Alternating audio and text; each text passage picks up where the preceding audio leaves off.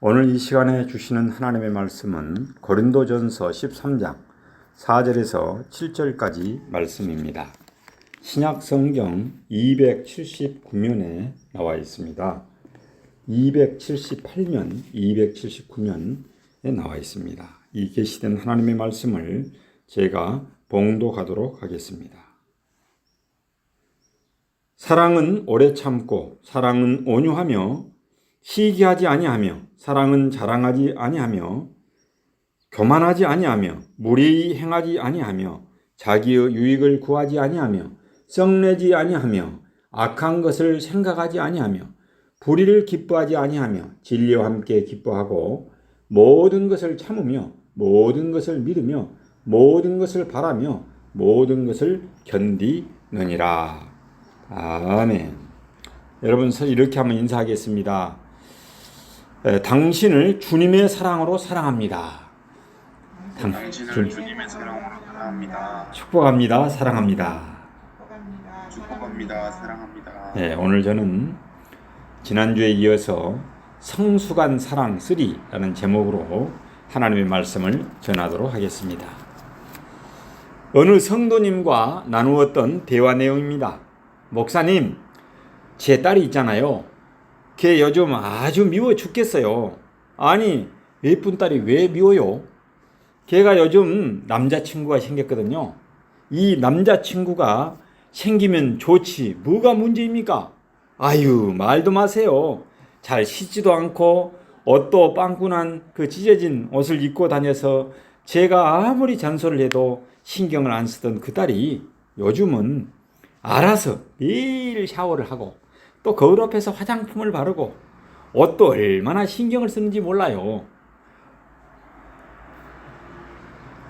어디 그뿐입니까? 제가 딸과 영화 좀 보러 가자고 그토록 애원을 해도 절대 안 가더니 이제 남자친구가 이렇게 영화를 좋아한다고 매일 같이 영화 보러 다니죠. 게다가 안 마시던 커피까지 남자친구가 좋아한다고 마니아가 됐어요. 그러니 제가 안 믿겠어요?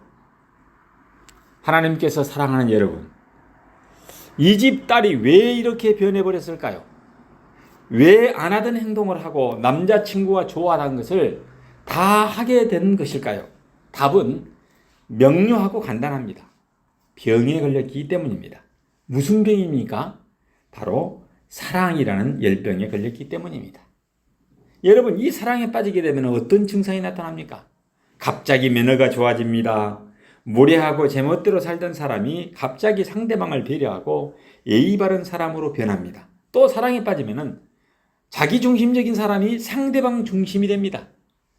전에는 나 하고 싶은 것만 하고 내 마음대로 살며 내가 하기 싫은 건 죽어도 안 하던 사람이 사랑에 빠지고 나니까 상대방이 좋아하는 일을 하게 됩니다. 내가 싫어하던 일도 상대방이 좋아하면 기쁘게 따라갑니다. 사랑은 많은 것을 바꿔 놓습니다. 왜 그럴까요? 자기 중심적인 삶에서 상대방 중심적인 삶으로 바뀌기 때문입니다. 이것이 바로 사랑의 특징입니다. 만약 나를 사랑한다고 하는 사람이 나를 배려하지 않고 여전히 자기 중심적이라면 그는 나를 진정으로 사랑하지 않는 것입니다. 성숙한 사랑의 6번째 특징은 무례히 행하지 않는 것입니다. 여기서 무례히 행한다는 말은 헬라어로 아스케모네오인데 이 말은 공정치 않게 행동함으로 다른 사람을 부당하게 대우하는 것을 뜻하고 있습니다. 그래서 수치스럽게 행동하다, 보기 흉하게 행동하다라는 뜻입니다. 우리가 수치스럽고 보기 흉하게 행동하는 이유가 무엇입니까? 여러분, 나만 생각하기 때문입니다. 반대로 남을 배려하고 예의를 갖추는 까닭은 무엇입니까? 상대방을 사랑하고 인정하기에 그렇게 되는 것입니다.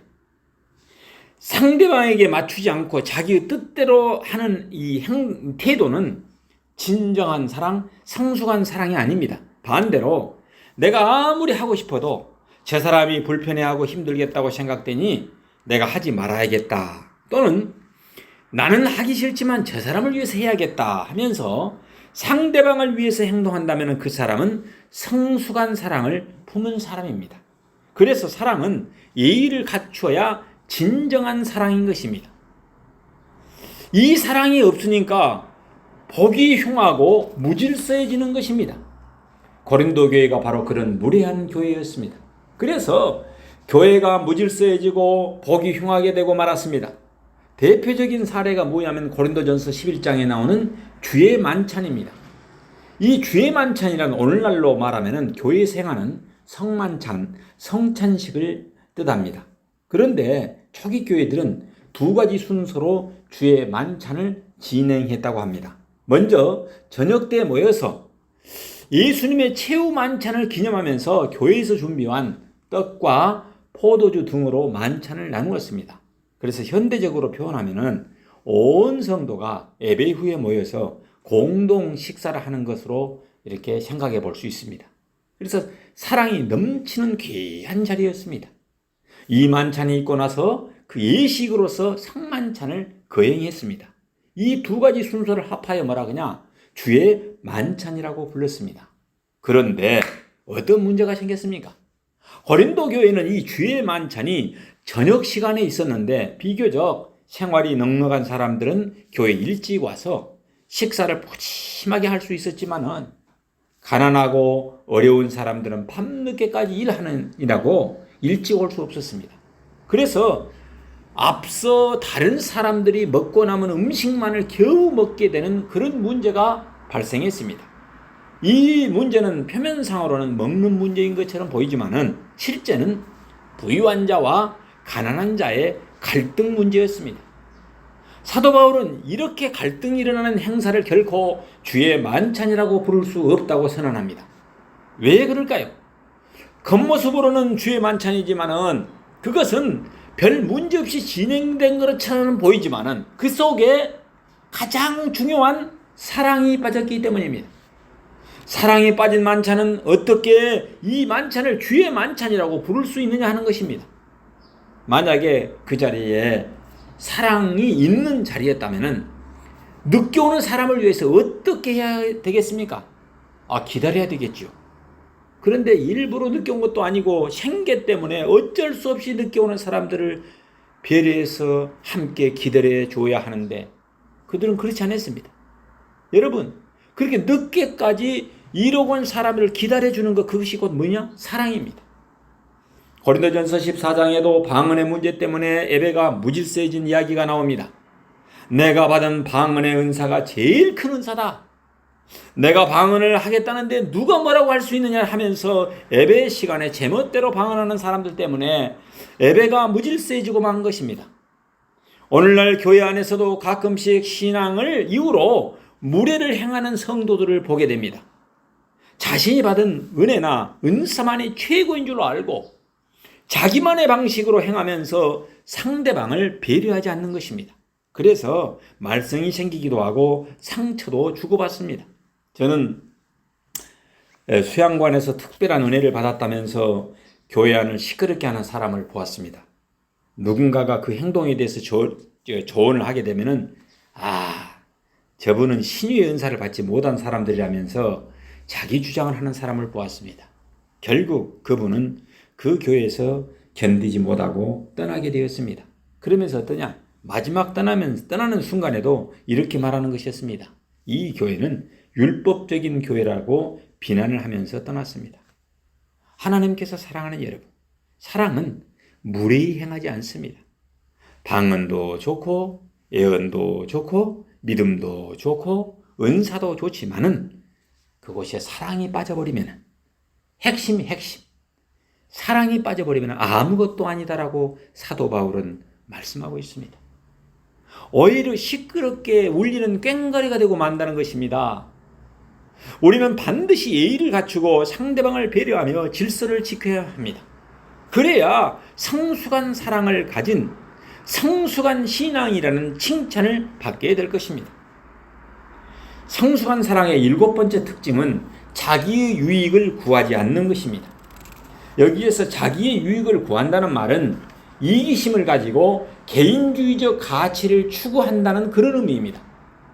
늘 자기중심적으로 살아가는 태도를 뜻하고 있습니다. 무엇을 해도 내 중심이고 어떤 일을 해도 내게 유익이 되는지 되지 않는지만 따지는 사람들 말입니다. 이런 사람을 우리는 이기적인 사람이라고 말합니다. 자기의 이익만을 따지는 사람이라는 뜻이죠. 그의 반대말이 무엇입니까? 이타적인 사람입니다. 타인, 즉 남의 이익을 생각하는 사람이라는 뜻입니다. 기독교는 철저하게 이타적인 종교입니다. 저 높은 하늘나라 보좌에 하나님의 아들로 편하게 계시면 되었던 그 예수님께서 무엇 때문에 이 낮고 천한 지구촌에 오셔서 우리를 위해 죽으셨습니까? 바로 사랑 때문입니다. 사랑. 하나님이 세상을 이처럼 사랑하사 독생자를 주셨으니 이는 저를 믿는 자마다 멸망치 않고 영생을 얻게 하려 하심이라. 사랑 때문에 죽으셨습니다. 예수님은 그 크신 사랑 때문에 자기를 생각하지 아니하고 여러분들을 생각하고 이웃을 생각해서 그렇게 하신 것입니다. 그러므로 이러한 이타적인 사랑을 받은 우리들도 그 사랑을 가슴에 품고 남을 생각하고 배려하면서 사랑하며 살라고 기독교는 가르치고 있습니다. 그런데 고린도 교회는 이기적인 사람들이 많았습니다. 늘 자기중심적인 사람들입니다. 내 은사만이 최고이며 내 방법, 내 생각이 최고라서 언제나 그것만을 구하며 신앙생활을 했습니다.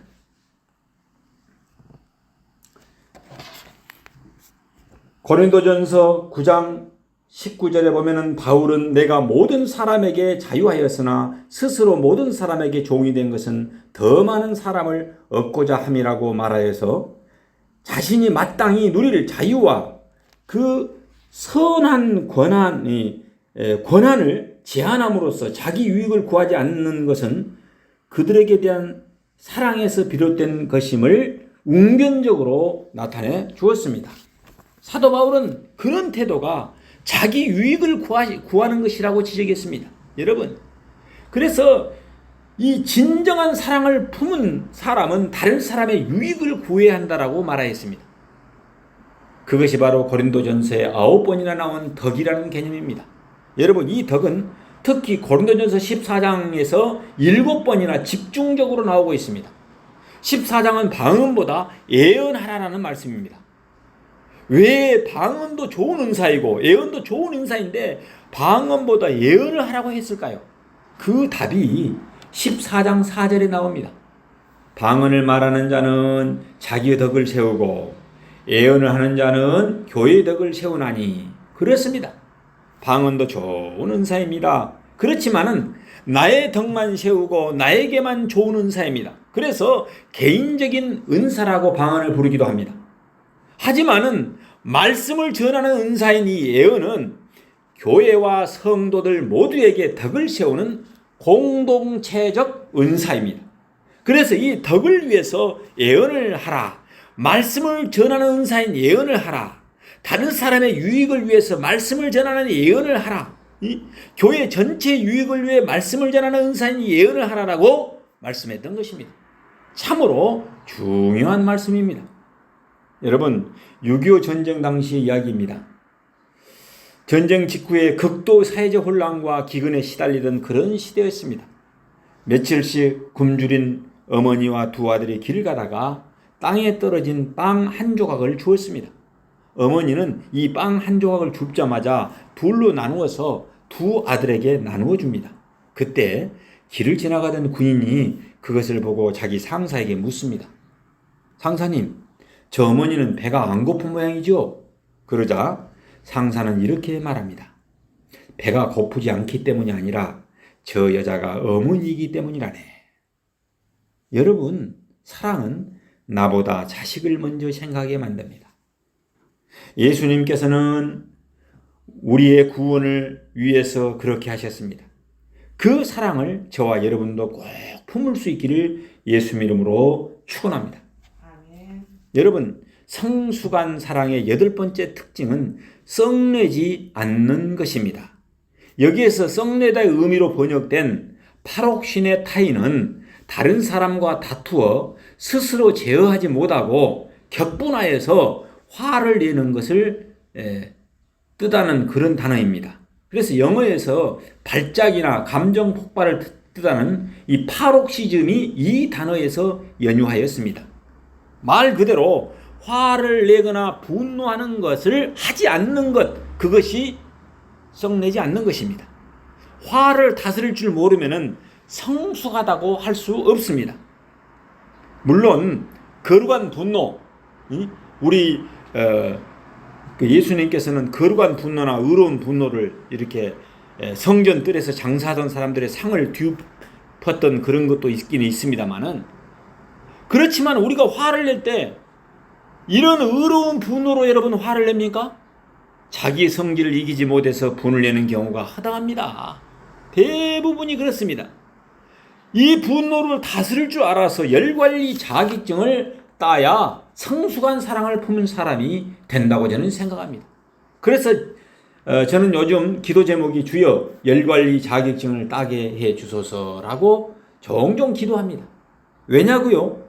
지혜의 책인 잠언 16장 32절 말씀에 보면은 솔로몬은 이렇게 말씀합니다. 노하기를 더디하는 자는 용사보다 낫고 자기 마음을 다스린 자는 성을 빼앗는 자보다 나으니라 라고 말씀하고 있기 때문입니다. 세상에서는 사회적으로 잘난 사람이고 유능한 사람인데도 불구하고 화를 다스릴 줄 모르고 분노, 열관리를 다스릴 줄 몰라서 패망하는 사람들이 많이 있습니다. 우리 주변에 보면은 여러 분야에서 존경을 받을 만한데 오직 한 가지, 이 분노를 다스리지 못해서 자주 싸움을 하는 사람을 보았습니다. 분노는 다스려보려고 노력하는데 쉽지가 않는 것입니다. 썩냄과 이 분노는 우리의 인격에 문제를 일으키고 나아가서 다른 사람에게 큰 상처를 줍니다. 분노는 순간적이고 찰나적입니다. 여러분 그렇죠? 그래서 감정을 상하게 하는 말을 듣는 순간 속에서 치밀어 오르는 이 분노가 우리의 마음과 상대방의 심령을 유리와 같이 깨뜨려 버리게 되면은 다시 회복할 수 없는 치명적인 상처를 받게 됩니다. 이 깨진 조각을 하나하나 주워서 붙인다고 한들 다시 처음과 같이 온전해지지 않습니다. 저는 요즘 그래서 순간 접착제를 가지고 깨어진 자기나 그릇을 붙이면서 호미춘빙, 우리 고사성어에 나오는 호미춘빙과 전전긍긍이라는 고사성어를 떠올리곤 합니다. 인생을 살면서 호랑이 꼬리를 잡듯이 조심하고 잡으면 호랑이 확 물어불잖아요. 또 봄에 얼음 위를 걸으면 어때요? 잘못하면 푹 빠져버립니다. 봄에 얼음 위를 걷듯이 조심하며 살아야겠구나 라고 생각해 봅니다. 목공을 제가 하면서도 조금만 방심하면은 끌질이나 톱질이나 망치질 할 때 다치곤 합니다. 그래서 밴드로 붙이고 그렇습니다. 이제 감정 조절이 좀 잘 되니까 가구제자 기능사 자격을 다치지 않고 국가기술 자격증을 7개를 취득하게 되었습니다. 그러면서 제가 얼마나 자기 마음을 잘 관리해야 된다는 사실을 깨닫게 되었습니다. 사도 바울은 이 분노를 다스리는 방법이 바로 사랑이라고 말하고 있습니다. 왜 그럴까요? 상대방을 사랑하면은 화를 잘 안 낼 수 있기 때문에 그렇습니다. 사랑 때문에 참을 수 있기 때문입니다. 싸움이나 다툼이란 절대 한쪽 편만 잘못해서 일어나는 것이 아닙니다. 한 사람이 비록 잘못해도 상대편이 참아버리면은 싸움이 성립되지 않습니다. 그러므로 일단 싸움이나 분쟁이 일어났다면 반드시 양쪽 모두에게 다 책임이 있는 것입니다. 역지사지라는 말입니다. 입장을 바꾸어 생각해 보자는 것입니다. 내가 저 사람의 처지라면 어떻게 할까라고 생각해 보면은 이해할 수 있는 상황이 전개되어 버립니다. 상당 부분 그 사람의 행동이나 부족함을 다 이해할 수 있게 되다 보니까 자연스럽게 어때요? 분노가 일어나지 않는다는 말인 것입니다. 여러분 고린도 교회 성도들은 서로 분노함으로 교회 안에 다툼이 끊이지 않았습니다. 심지어는 교회 안에서 일어난 불상사를 세상 법정에까지 끌고 가서 고발하는 일까지 발생하고 말았습니다. 오늘날에도 교회 안에서 종종 이러한 일이 일어나는데 다 분노와 화를 다스리지 못해서 일어난 일입니다. 상대방의 입장을 이해하거나 배려하지 못해서 생긴 일인 것입니다.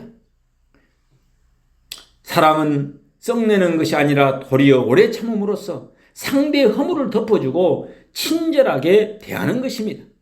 바울은 이러한 일생을 산 사람이었습니다. 그는 자신이 사랑하는 동족으로부터 살해의 위협을 당하기까지 했습니다. 충분히 화를 내고 성을 낼 만한 그런 상황이었지만 그는 그들에게 대해서 썩내지 않았습니다. 사도행전 28장 19절에 그 내용이 나와 있습니다. 여러분, 예수님은 갈보리 십자가 위에서 육체의 고통과 더불어 그보다 더한 심적인 고통을 받았습니다. 온갖 조롱과 모욕을 받았습니다. 우리들 같았으면 아마 분노를 참지 못했을 것인데 예수님은 어떻습니까? 참았습니다. 참고 또 참았습니다. 무엇 때문입니까? 사랑 때문입니다. 저와 여러분도 내면의 가장 큰 적인 이 분노와 화를 잘 다스림으로, 이 분노와 분노심과 화를 잘 다스림으로 성숙한 사랑을 함으로써 성숙한 성도라고 주님으로부터 칭찬을 받으시길 예수 이름으로 축원합니다. 마지막으로 성숙한 사랑의 9번째 특징은 악한 것을 생각하지 않는 것입니다. 여기서 악한 것을 생각한다는 것은 이 나쁜 것, 악한 일을 생각하고 도모하는 것입니다. 그런데 여기서 생각한다라는 말이 헬라어로 로기제타이인데 이 말은 세다, 계산한다는 뜻으로 악한 것을 잊어버리지 않고 헤아리듯이 마음에 새기는 모습을 묘사하는 것입니다. 이게 장사를 할 때 잘 계산을 해서 장부 등에 보관한다는 그런 뜻입니다. 그러므로 악한 것을 생각한다는 말은 단순히 나쁜 일만을 생각하는 것이 아니라 남이 나에게 입힌 피해나 상처를 마음속에 꼭꼭 기억하고 새겨두는 것을 말합니다. 이는 원한을 품음으로 악을 도모한다는 그런 뜻인 것입니다. 공동 번역은 앙심을 품지 않는다라고 그래서 번역을 했습니다. 하나님께서 사랑하는 여러분, 우리는 자신이 남에게 상처를 주고 피해를 준 것은 쉽게 잊어버립니다. 그러나 내가 남한테 받은 피해나 상처는 절대 잊지 않습니다. 그런데 우리는 이렇게 기도하지 않습니까? 하나님 앞에 우리가 우리에게 잘못한 사람을 용서해 준 것 같이 우리 죄를 용서해 주시고, 이 주기도문의 그 구절에 나온 내용 아닙니까? 이 말들을 하면은 우리가 먼저 남을 용서해 준 후에 하나님께서 우리의 죄를 용서해 달라고, 그런 용서해 달라고 비는 그런 뜻입니다. 그런데 우리는 정말 그렇게 하고 있습니까? 고린도 교회 성도들은 악한 것을 생각했습니다.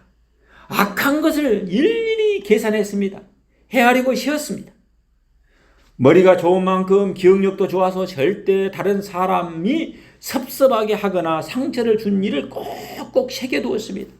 그러다가 어느 순간에 상대방이 실수를 하거나 비밀을 제공하게 되면 사정없이 공격을 해서 통쾌하게 복수를 해주었습니다. 그래야 나를 우습게 보지 않겠지라고 생각했습니다. 그러다 보니까 교회 안에는 분쟁과 아픔이 끊이지 않았습니다. 다른 사람을 용서하고 품을 줄로 몰랐습니다.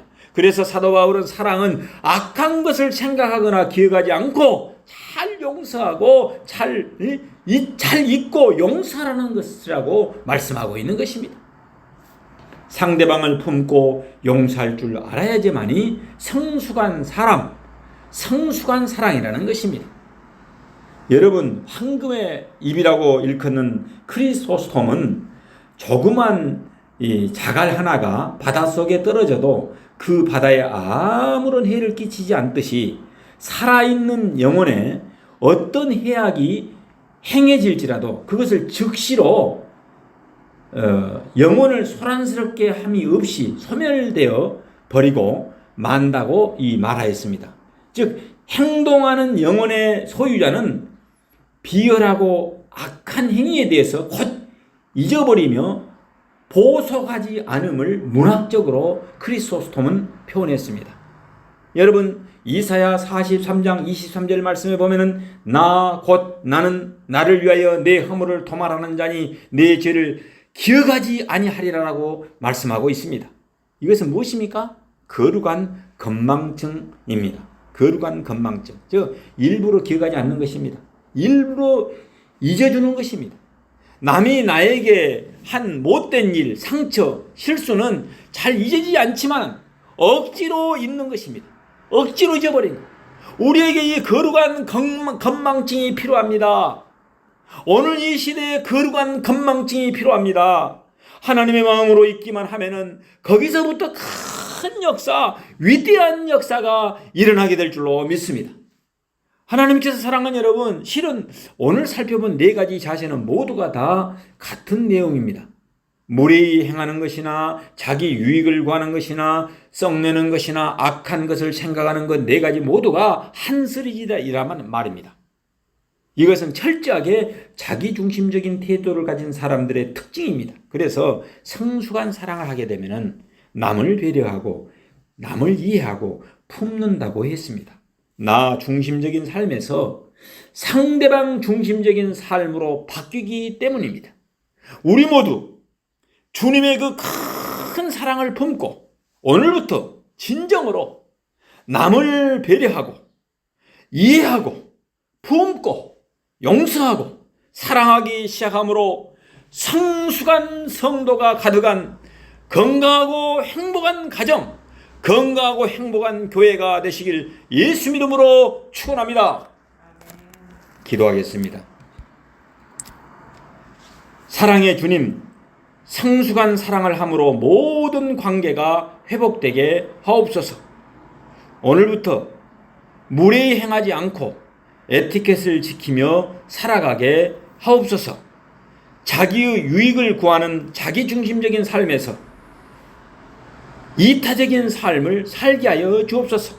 나의 마음에 상처를 주는 말을 들을 때 역지사지함으로써 분노하지 않는 영성을 허락하여 주옵소서.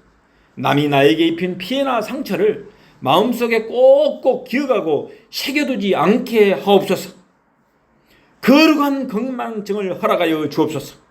주님의 사랑하심 같이 사랑함으로 남은 삶이 주님과 동행하는 행복한 삶을 살게 하여 주옵소서. 길이요 진리요 생명이 되시는 예수 그리스도 이름 받들어 기도 올리옵나이다. 아멘.